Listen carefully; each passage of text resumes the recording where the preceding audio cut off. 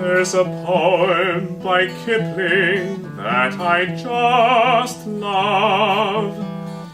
He's talking about a king who's nearing the end of his life.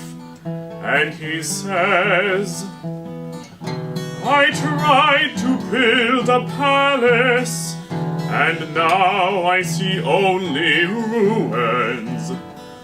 My objectives were clear, my performance was less than perfect.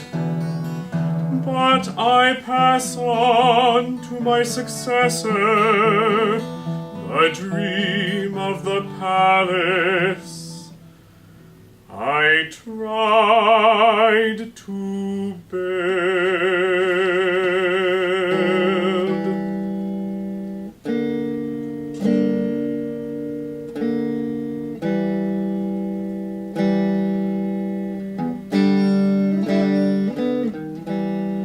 When I got the word about President Kennedy, I walked and walked the cemetery grounds till I found the most beautiful spot.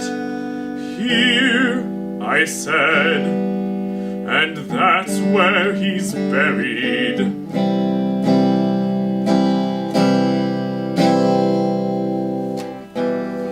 I told Johnson, pushing hundreds of thousands of men out there was a terrible thing, at a terrible cost.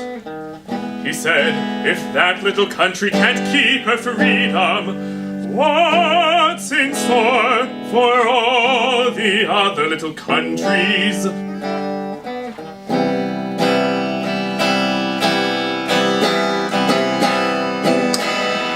In 65, Norman Morrison, a Quaker, came to the Pentagon, doused himself with gasoline, burned himself to death right below my office.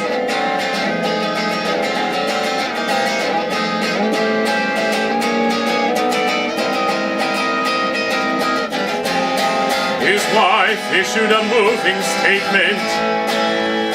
Human beings must stop killing other human beings.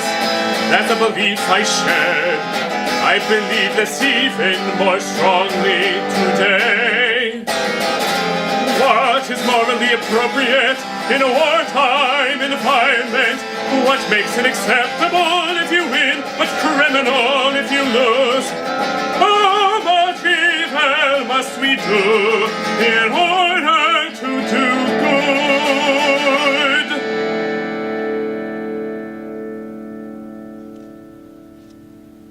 Belief and seeing, they're both often wrong.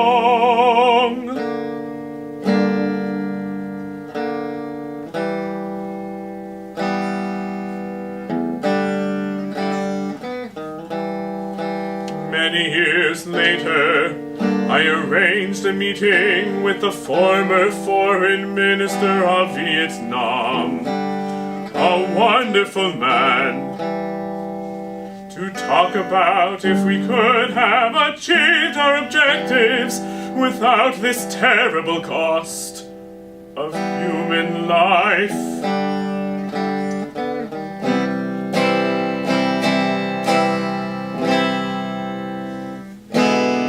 I told him what Johnson had said, how we wanted to save his country. Mr. McNamara, he said, you must have never read a history book. We were never the pawns of the Chinese or the Russians. Didn't you understand? We'd been fighting the Chinese for 1,000 years. Fighting for our independence and would have fought to the last man forever. No amount of bombing, no amount of US pressure would have ever stopped us, he said. You were totally wrong.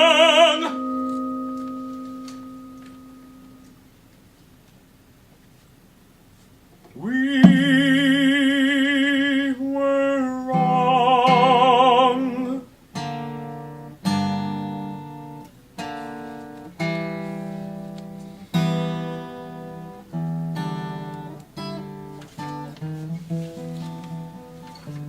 There's a poem by T.S. Eliot that I just love.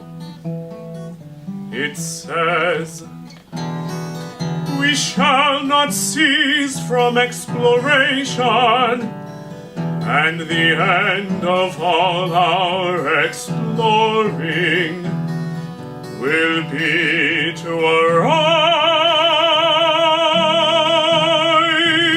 where we started and know the place for the first